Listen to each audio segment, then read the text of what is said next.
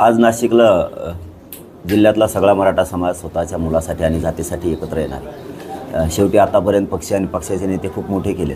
आता मुलं आणि जात मोठं करण्यासाठी नाशिक जिल्ह्यातला सगळा मराठा समाज आपली एकत्र येऊन ताकद दाखवणार आहे. आपली न्याय मिळावा, या राज्यात शांतता राहिली पाहिजे म्हणून आज नाशिक जिल्ह्यात प्रत्येक जे टप्पा पाडतो आम्ही, शेवट त्यांचा समारोप नाशिकला आहे. पहिल्या टप्प्यातला समारोप हा संभाजीनगरला होता, त्यामुळे आता नाशिककडे लगेच निघालो. आज शिर्डीत साईबाबांच्या दर्शनाने दौऱ्याची सुरुवात होती. काय साकडे साईबाबांना आरक्षणासंदर्भात?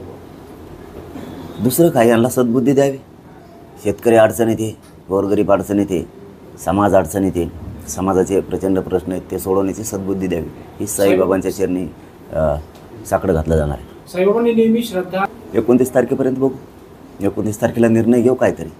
तुम्ही काल म्हणाला होता की निवडून आणू शकलो नाही तरी 19 जागेवरती परफेक्ट कार्यक्रम करू. त्यावर प्रवीण दरेकर असं म्हणतायत की मनोज जरांगे जे आहेत ते फक्त आता आरक्षणाच्या मुद्द्यावरून आरक्षणाचे जे ते सगळं आंदोलन त्यांचं सुरू आहे, त्या आंदोलनावर फक्त ते स्वार होऊन आता मजा लुटतात. त्याला नाही कळायचं. फुकट मागच्या दारातून आमदार जाणाऱ्याला समाजाच्या आक्रोश नाही कळायचं. आणि त्याला मी काय करतो हे कळणार आहे. त्याची पुरी हयात जाईल.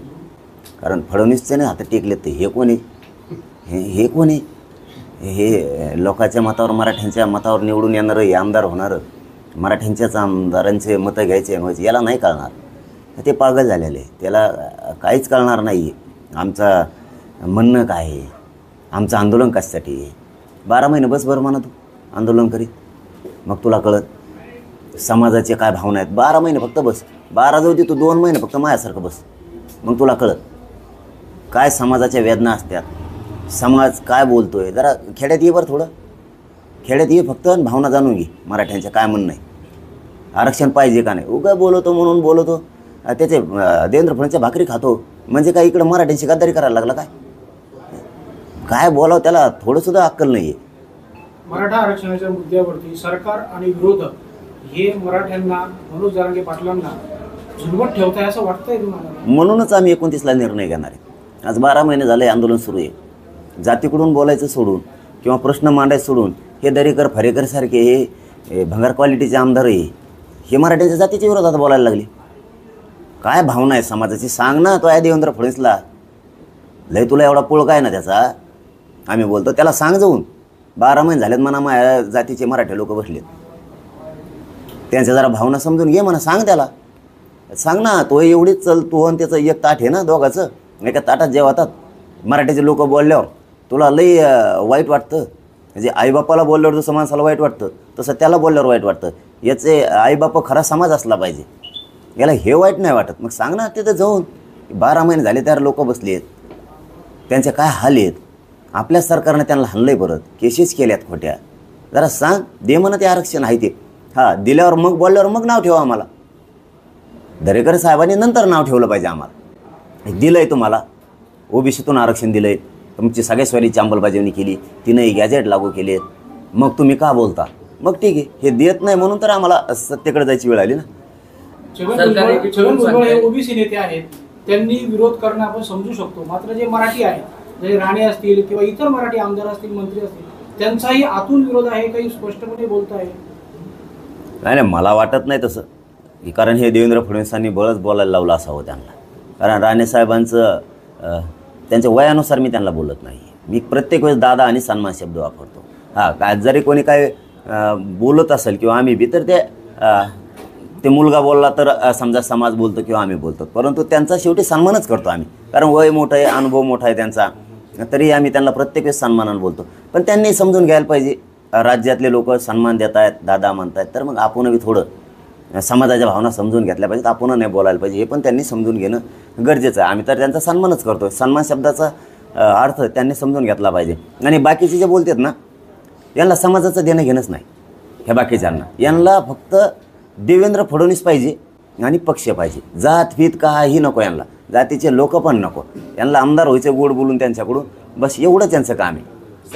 मराठा आरक्षणाबाबत शरद पवारांची दुटप्पी भूमिका असल्याचं विखे पाटलांनी म्हणलंय, कसं बघताय? आणि त्यांची यांची लय सरळे होय, यांची एकटप्पी आहे का? 11 महिने झाला आम्हाला सगळ्या स्वारीची अंमलबजावणी देतो म्हणलं. 4 दिवसात केसेस मागं घेऊ म्हणले होते. आज 12 महिने होती 29 तारखेला. यांची लई सरळ भूमिका आहे का? ते तर नाही तर जो धडाचे जनतेला माहिती आहे ना, त्यांनी वाटोळं केलं आहे म्हणून तर लोक तुम्हाला मागतात ना. तुम्ही त्यांच्यापेक्षा खालच्या विचारांचे निघालात. त्यांच्यापेक्षाही आम्हाला तर समाजाला माहीतच आहे ना आमचं कोणी वाटोळं केलं आहे. आमचं 16% आरक्षण कुठं गेलं सगळं समाजाला माहिती आहे. त्यांनी दिलं नाही म्हणून तुम्हाला द्यायचं नाही. त्यांच्यापेक्षा खालच्या विचाराचे निघालात तुम्ही. म्हणजे तुम्हाला असं म्हणायचं आहे का की मराठा समाजाचे मंत्री तुमच्या सोबत नाही? दोन्ही नाही. महाविकास आघाडी नाही, मंत्री नाही, मंत्री नाही, कोणीच नाही, सरकार नाही, कोणी नाही. यांना फक्त मराठ्यांचं वाटोळं करायचं आणि यांची पोळी यांना बाजून घ्यायची.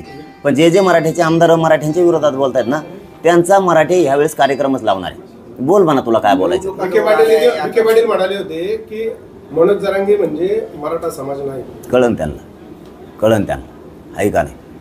निवडणुका जवळ आल्या, आचारसंहिता लागते, त्यात आता सर्वपक्षीय बैठकीचा फार्स केला जातोय का? नाही. त्याच्या आधी बैठकीचं आयोजन केलं गेलं, काही नेते त्या बैठकीला गेले नाही. वेळ मारून न्यायचा आणि मराठ्यांना येड्यात काढायचं. हे डावे. एकदा महाविकास आघाडीने बैठक बोलवायची, एकदा महायुतीनं बोलवायची. एकदा त्यांनी जायचं नाही, एकदा यांनी जायचं नाही आणि वेळ मारून न्यायचं. एवढंच काम आहे त्यांचं. दादा आपण नितेश राणे किंवा राणेचा जो आपण सन्मान करताय, मात्र ज्या जरांगे पाटलांनी हाडाची काढे करून मराठा समाजासाठी एक संघर्ष उभा केला आहे त्यांच्याबद्दल बोलताना त्यांनी सांगितलं आधुनिक जिना आहेत ते. नाही ते काय त्या पोराला नाही किंमत देत आम्ही. ते हेंगडं त्याला कोण विचारतं काय.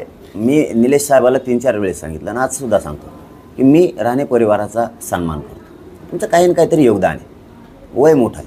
त्यांना समजून सांगा की मी त्यांचा सन्मान करतोय. मी त्यांना एक शब्दही बोललेलो नाही. तुम्ही बळच कसं काय बोलता मला? आणि बळच बोलल्यावर मी कसं काय सोडी? मी तुम्हाला शब्द वापरलाच नाही तरी तुम्ही मला बोलताय. मी मग आता कुणी असू देऊ, आता कारण नसताना मी जर त्यांना बोललो तर ते बोलणारच ना मला. तसं तुम्ही कारण नसताना मला आणि माझ्या समाजाला बोलायला लागला. तुम्ही समाजाच्या विरोधात जाऊ नका. आणि मराठा समाजालाही विनंती माझी, ते पोरा फिराचं सोडून द्या. पण वैयक्तिक दादांचं समजा मोठे राणेसाहेबांचं वय बघता त्यांना बोलताना तारतम्य सगळ्यांनी पाळत जा. हे म्हणजे समाजालाही माझं सांगणं आहे की चला वय मोठं आहे, अनुभव मोठा आहे त्यांचा, त्यांच्याबद्दलचं थोडं आदरस्थान सन्मान ठेवला पाहिजे. पण त्यांनीसुद्धा हे सन्मान शब्दाचा अर्थ समजून घेतला पाहिजे. त्यांनी मी बारीक लेकरासारखं मग बोलू नये कुणीकडे सुद्धा. हां, आम्ही आमच्या समाजाच्या पोराला सांगितलं की पोरांना त्यांचं बोलणं वेगळं आहे, परंतु दादांना बोलताना थोडं समाजातल्या पोरांनीसुद्धा विचारपूर्वक बोलत जा. कारण शेवटी वयानं मोठा माणूस आहे आणि अनुभव आहे, समाजासाठी काही काहीतरी केलेलं आहे. त्यांना बोलताना थोडंसं व्यवस्थित बोलत जा, सन्मान ठेवून. पण मीही सन्मान करतो दादांचा. याचा अर्थ दादांनीसुद्धा म्हणजे राणेसाहेबांनीसुद्धा शब्द तोलून मापूनच त्यांनी वापरले. त्यांनी बारीक पोरासारखं बोलल्यावर कोण त्यांचा मुलायचा ठेवी. त्यांनीसुद्धा सन्मान शब्दाचा अर्थ समजून घ्यावा आणि देवेंद्र फडणवीसची बाजू ओढू नये, समाजाच्या बाजून राहावं. आज नाशिकमध्ये तुमची शांतता राहिली आहे. भुजबळांच्या घरी पोलीस बंदोबस्त देखील वाढवण्यात आला आहे. त्याच्या घरी काय लावायचं आहे? पोलिसांनी बंदोबस्त वाढवला. काय करायचं त्याच्याकडे? आम्ही डुकून बघणार नाही त्याच्याकडे. तिकडं हुंगून सुद्धा त्याच्याकडं ते दारात त्याचा कुत्र तरी मुतन का तिथं? आमचं काय गुतलं त्याच्यापाशी जायला तिथं? तिकडं तसं ते असा खुर्ची टाकून जरी बसला ना रोडवर तरी पोरं इकडं मुंडका करते नसतं. त्याच्याकडे ते बघायला किती तोंडी का? ती ज्या पक्षाचं जनतेत वाटलं झालेलं आहे. आपशे कोणी मराठा आरक्षणाबाबत मी आता साईदर्शन घेणार, साहेबांना काही प्रार्थना करणार करतो आता गेल्यावर. साईबाबा की जय सद्बुद्धी द्या यांना, या सरकारला आरक्षण द्यायसाठी. नाही तर पाडणार आहे साईबाबाई सगळे. चलो धन्यवाद. सगळ्यात महत्त्वाचा विषय आहे की आपण प्रत्येक सभेमध्ये सांगतात की ओबीसी आणि मराठा बांधव हे आज गाव खेड्यामध्ये सुद्धा एकत्र असतात, मात्र त्यांच्यामध्ये आता संघर्ष पेटवण्याचं काम हे सरकार करते असं वाटतंय तुम्हाला? हो, पण राणेसाहेब ठुलेत हे सॉरी आपले ते छगन भुजबळ ठुलेत त्यासाठी. ते तेवढ्याच कामासाठी ते भांडणं लाव, पण आम्ही होच देत नाही. तुम्हाला माहिती आहे आंतरवालीच्या पुढं आंदोलन बसवलं देवेंद्र फडणवीसच्या सांगण्यावरून. फडणवीसनी यांनी त्या भुजबळनी बघा आता आमच्या त्याचं नावसुद्धा ध्यानात राहणं इतकं चिल्लर झालं ते. आता त्यांनी बसवलं, त्याला त्याच दिवशी दंगल करायची होती, आम्ही नाही होऊ दिली. परत आंतरवालीत मिरवणूक आणली त्यांनी. आंतरवालीत महाराष्ट्र काय तुला तिकडे जागात नाही का कुठं? तरी आम्ही होऊ दिलं नाही. यांनी माझं जुनं गाव शोधून काढलं, तिथं रॅली काढली भांडणं करायसाठी. यांची रॅली किती वाजता आली? पाठ 4 वाजता. यांचे लोक आमच्या गावात त्या जुन्या गावात किती वाजता आले? माथुरीत रात्री 7 वाजता. इतक्या लवकर कशामुळे आले तुम्ही? आणि तिथं येऊन दगडफेक करायची काय गरज? तिथले हॉटेल फोडायची काय गरज, त्या घरावर दगड हाणायची काय गरज, यांना काय गरज होती? त्या हॉटेलमधले गोरगरिबाचे 200, 400, 500 रुपये असतील, हे घेऊन का जायची काय गरज? त्यांच्यावर खरे 355चे दरोडेचे गुन्हे दाखल करायला पाहिजे होते त्या PSI. ते PSI मुद्दाम गेला नाही अशीही माहिती आहे मला, मुद्दाम गेला नाही तिथं, पार मराठ्याला मारलं पाहिजे म्हणून लवकर. म्हणजे किती दबाव पोलिसांवरती, आणि पोलिसांना दबाव असरायची काय गरज आहे? जिथं अन्याय होतं तिथं दिवस बदलत असते. त्या टायमाला आम्ही त्या PSIकडे बघितल्यावर मग जमन का त्याला? एवढं गाव आमचं अडचणीत आलं तरी ते धावून जात नाही. इतके लोक ते दगडफेक करायला लागले आणि केसेस आमच्याच लोकांवर केले. वारे PSI आणि वारे गृहमंत्री, हे यांना ह्या दंगली करायच्यात आणि मला त्या होऊ द्यायच्या म्हणून ही शांतता राहिली. मराठा समाजाचा एक प्रश्न आहे दादा, की उपोषणानंतर सरकारचं शिष्टमंडळ येतं, उपोषण सोडलं जातं, परत आपण दौरे करतात. आपला जो संघर्ष आहे, दौरे आहे, उपोषण आहे, हे किती काळपर्यंत चालणार? म्हणजे रिझल्ट कधी मिळणार? फक्त पेपरच चालू यायचे. आता हे बघा, शेवटी माझं तर नाविलाज आहे. मी एक समाजाचं लेकरू म्हणून प्रामाणिक लढतोय. द्यायचं माझ्या हातात नाही आहे, लढणं माझ्या हातात, ते मी काम प्रामाणिक करतो. शेवटी काय असतं, एखादी लढाई लढताना लढायच्या अगोदर कोणालाच माहीत नसतं की ही लढाई मी जिंकणार आहे. त्याला कमीत कमी मैदानात तलवार घेऊन उतरावतं लागल. दोन्हीपैकी एक काहीतरी होईल ना, पण का प्रयत्न हरायचे? तसं 12 महिने झाले मी आणि माझा समाज लढतोय.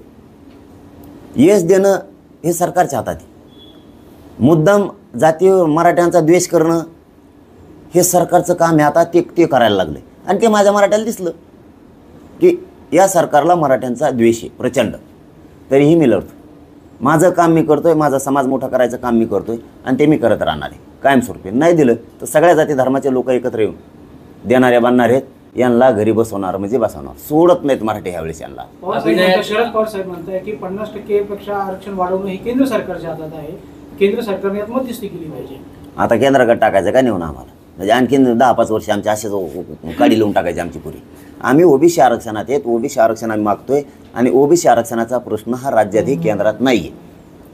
10% ते 50%च्या वर जे 10% आरक्षण दिले ते केंद्राचा विषय, कारण त्याची मर्यादा वाढवणं, कुटाने करणं.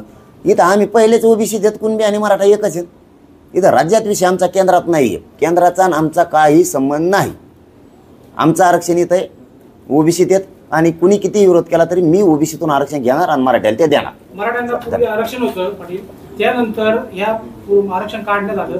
हा सगळा आरक्षणाचा खेळखंडोबा कुणी केला असं तुम्हाला वाटतं? सगळ्या समाजालाही माहिती आरक्षणाचा खेळखंडोबा कुणी केला. त्याच्यानंतर कोणी आरक्षणात घातले, 16% आरक्षण कुणी दिलं, का दिलं, 16%चा तर विषय पुन्हा तो तर आहेच. त्याच्यानंतर 180 ते 150 काहीतरी जाती पूर्वी घातल्या होत्या OBCनं. त्याचा आता 350-400 जाती कुणी घातल्या, ह्या झाल्या कशा?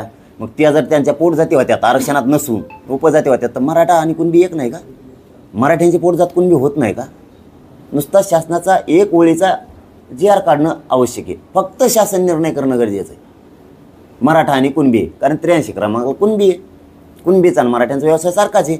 जसा त्यांची एक जात OBCची घातली होती, त्याच्यानंतर अनेक जाती पोट जाती म्हणून घातल्या. व्यवसाय एक आहे म्हणून.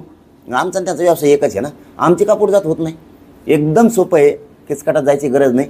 फक्त राजकीय इच्छाशक्ती लागते, ती यांची नाही आहे. म्हणून आम्ही जर सत्तेत गेलो, सगळ्या जातीच्या आरक्षणाच्या प्रश्नासह शेतकऱ्यांचे सगळे प्रश्न सगळे मार्गी लागतात. फक्त गरिबाच्या पोट्टे तिथं जाणं गरजेचं आहे. चलो बस, धन्यवाद.